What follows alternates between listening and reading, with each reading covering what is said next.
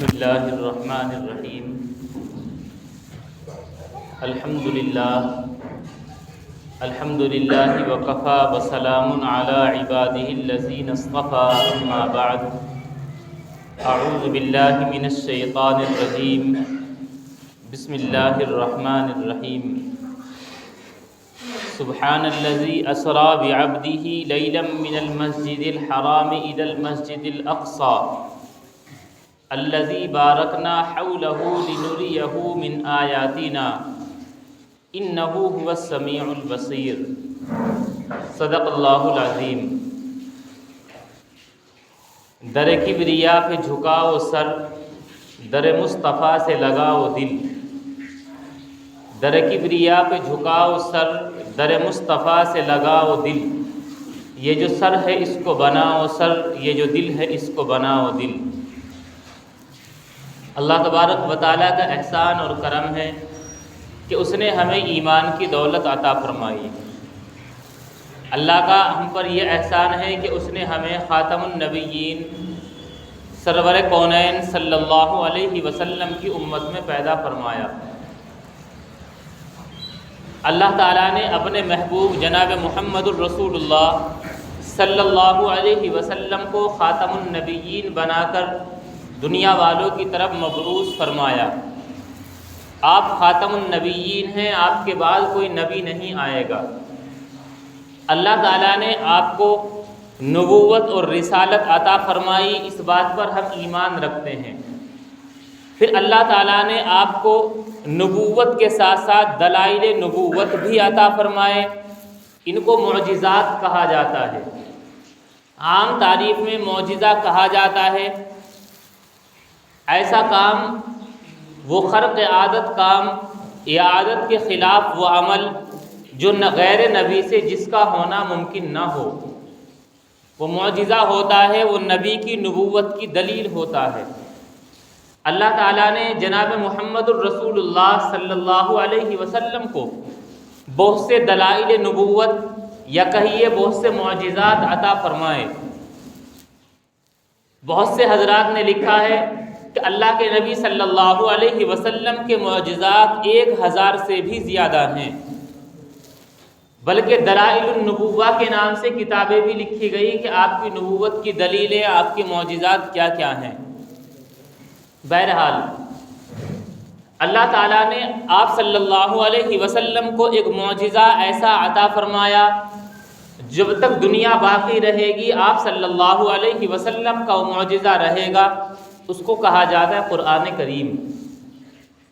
اس کے علاوہ اور بھی بڑے بڑے معجزات عطا فرمائے، ان میں سے ایک معجزہ ہے آپ صلی اللہ علیہ وسلم کا ایک رات کے اندر مکہ المکرمہ سے لے کر مسجد اقصی یعنی بیت المقدس تک جانا، اور پھر وہاں سے 7 آسمان کا سفر کرتے ہوئے عرش کرسی تک پہنچنا، اللہ تبارک و تعالیٰ سے ہم کلامی کرنا، اور اس رات کے اندر جنت اور جہنم کی بہت ساری چیزوں کو دیکھنا، جہنم کے بہت سے احوال، بہت سے لوگوں پر ہونے والا عذاب، ان کی کیفیت کو دیکھنا، اور پھر اسی لمحے کے اندر واپس آ جانا، یہ اللہ کے نبی صلی اللہ علیہ وسلم کا بہت بڑا معجزہ ہے۔ اسی کو اسراء کہا جاتا ہے۔ جس رات میں آپ تشریف گئے اس کو لیلۃ الاسراء کہا جاتا ہے۔ قرآن کریم کی آیتوں سے صاف ہے آپ صلی اللہ علیہ وسلم کا مسجد حرام سے لے کر مسجد اقصی یعنی بیت المقدس تک کا سفر، یہ خود قرآن کریم سے ثابت ہے۔ اور پھر مسجد اقصی سے لے کر 7 آسمانوں کا سفر اور عرش و کرسی تک پہنچنا، سدرۃ المنتہا تک جانا، یہ اللہ کے نبی صلی اللہ علیہ وسلم کی صریح احادیث سے یہ سفر ثابت ہے۔ بہرحال تفصیل تو لمبی ہے۔ اس سفر کے دوران اللہ تبارک و تعالیٰ نے آپ کو کچھ انعامات عطا فرمائے۔ آپ نے بہت ساری چیز دیکھی، ان میں 6 چیزوں کا تذکرہ کرنا آج میرا مقصد ہے، انشاءاللہ ان کو تفصیل سے ذکر کیا جائے گا۔ آپ حضرت جبرائیل علیہ السلام کے ساتھ چل رہے ہیں، چلتے ہوئے آپ کی نظر لوگوں کی ایسی جماعت پر پڑی یہ سب وہ لوگ ہیں، یہ جن 6 کا تذکرہ ہوگا جنہیں جہنم میں سزا دی جا رہی تھی، عذاب ہو رہا تھا۔ ایک ایسی جماعت پر آپ کی نظر پڑی جن کے سروں کو بڑے بھاری وزنی پتھر سے کچلا جا رہا تھا۔ ایسی جماعت بہت بڑے بڑے پتھروں سے ان کے سروں کو کچلا جا رہا تھا۔ اللہ کے نبی صلی اللہ علیہ وسلم نے یہ عجیب منظر دیکھا، حضرت جبرائیل علیہ السلام سے معلوم کیا یہ کون لوگ ہیں جن کو ایسی سزا دی جا رہی ہے۔ حضرت جبرائیل علیہ السلام نے فرمایا یہ وہ لوگ ہیں جو 5 گانہ نماز میں سستی کیا کرتے تھے۔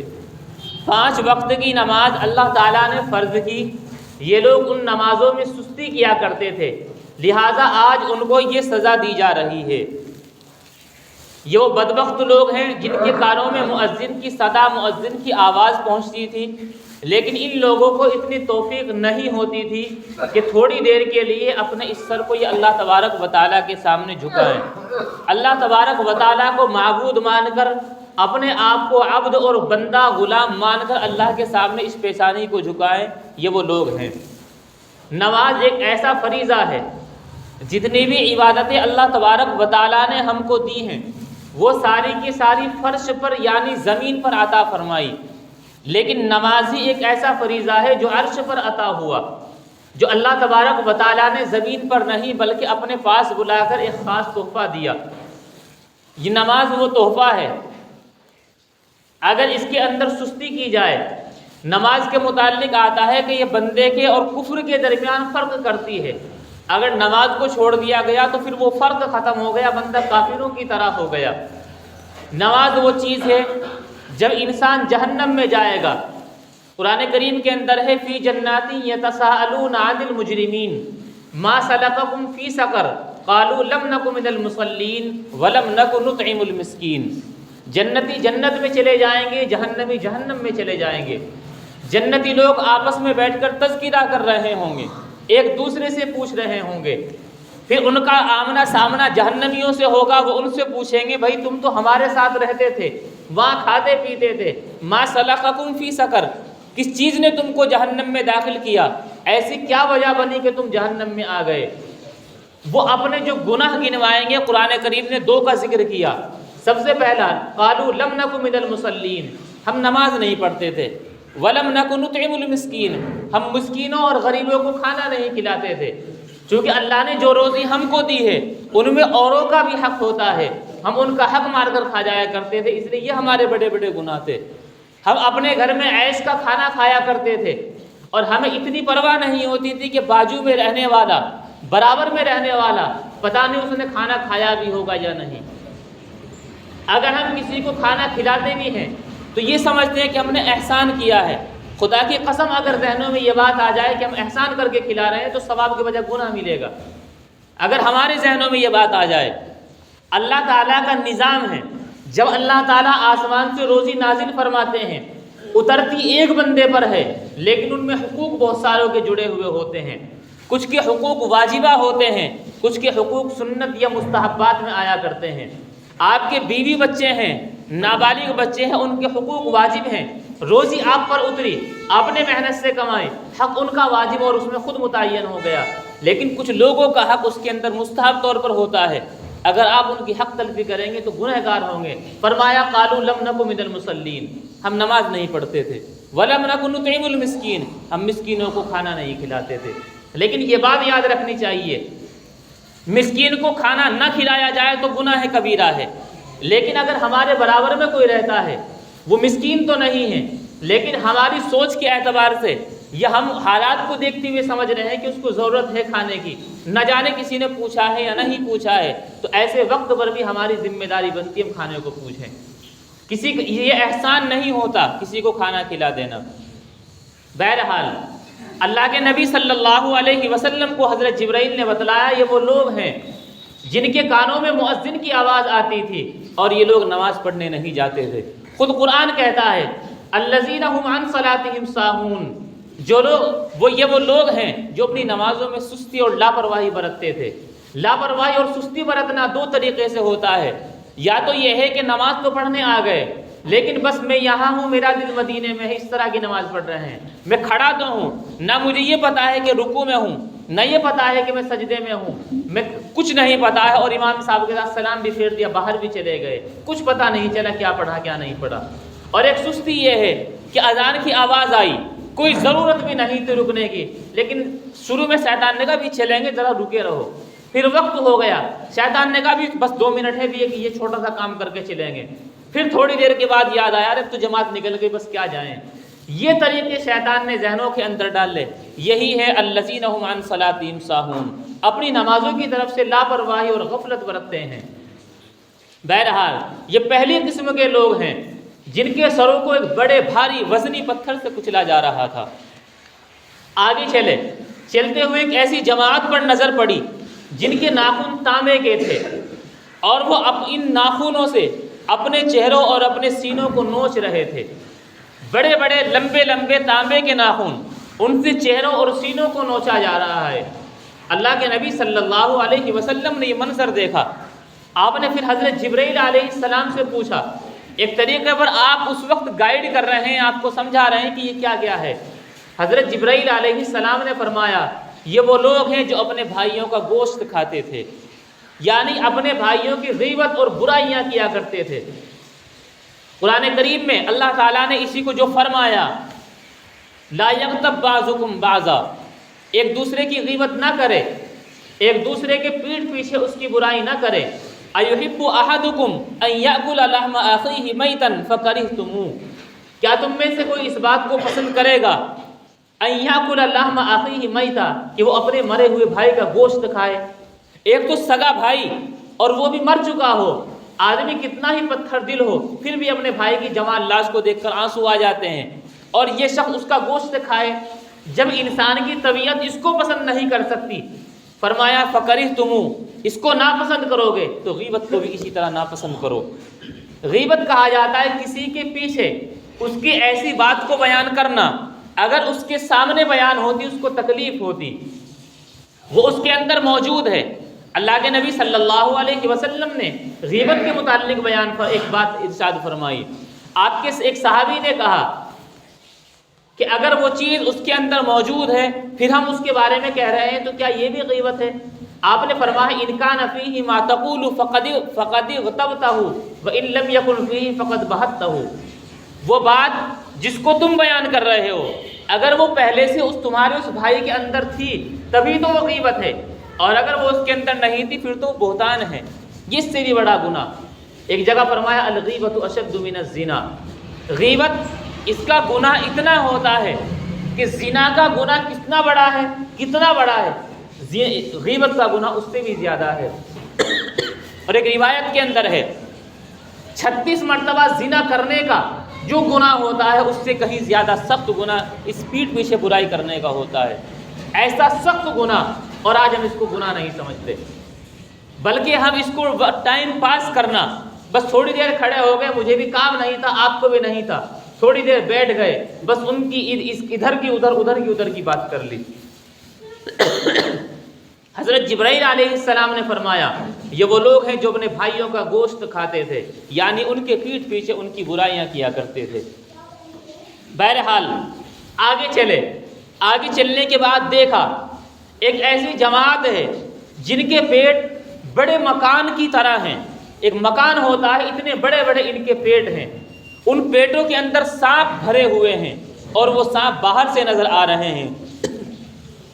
اللہ کے نبی صلی اللہ علیہ وسلم نے یہ خوفناک منظر دیکھا، دیکھنے کے بعد حضرت جبرائیل علیہ السلام سے پوچھا یہ کون لوگ ہیں جن کو اتنی سخت سزا دی جا رہی ہے، ان کا کیا گناہ ہے، کیا جرم یہ کر کے آئے ہیں؟ حضرت جبرائیل علیہ السلام نے فرمایا یہ وہ لوگ ہیں جو دنیا کے اندر سود کھاتے تھے، پیسہ دے کر بیاج اس پر لے کر یہ کھایا کرتے تھے، یہ لوگ ہیں آج ان کو ایسی سزا دی جا رہی ہے۔ سود اتنا بڑا گناہ ہے، کتنے بڑے بڑے گناہ ہو جائیں اللہ تعالیٰ نے ان کے متعلق جنگ کا اعلان نہیں فرمایا۔ ایک سود ایسا گناہ ہے جس کے متعلق یہ فرمایا فَإِن لَّمْ تَفْعَلُوا فَأْذَنُوا بِحَرْبٍ مِّنَ اللَّهِ وَرَسُولِهِ، اگر تم سود لینے سے باز نہیں آئے، سود کھاتے رہے، تو اللہ اور اس کے رسول سے جنگ کے لیے تیار ہو جاؤ، اللہ اور اس کے رسول کی طرف سے جنگ کا اعلان تمہارے لیے ہو چکا، تم بھی تیار ہو جاؤ۔ کیا کوئی دنیا میں اس کی طاقت رکھتا ہے کہ وہ اللہ اور اس کے رسول سے جنگ کر سکے؟ پوری دنیا میں کوئی اس کی طاقت نہیں رکھتا، لیکن اللہ تبارک و تعالیٰ نے یہ چیلنج قرآن کریم کے اندر فرمایا کہ سود خور ہیں۔ اللہ کے نبی صلی اللہ علیہ وسلم نے یہ منظر دیکھا اور آپ نے حدیث شریف کے اندر فرمایا کہ سود کا کھایا ہوا ایک لقمہ انسان کے اندر اگر چلا جائے تو انسان کی 40 دن کی عبادت قبول نہیں ہوتی۔ اگر آدمی اگر نماز پڑھتا ہے پوت اتر رہا ہے، کوئی فائدہ اس کو حاصل نہیں ہو رہا ہے۔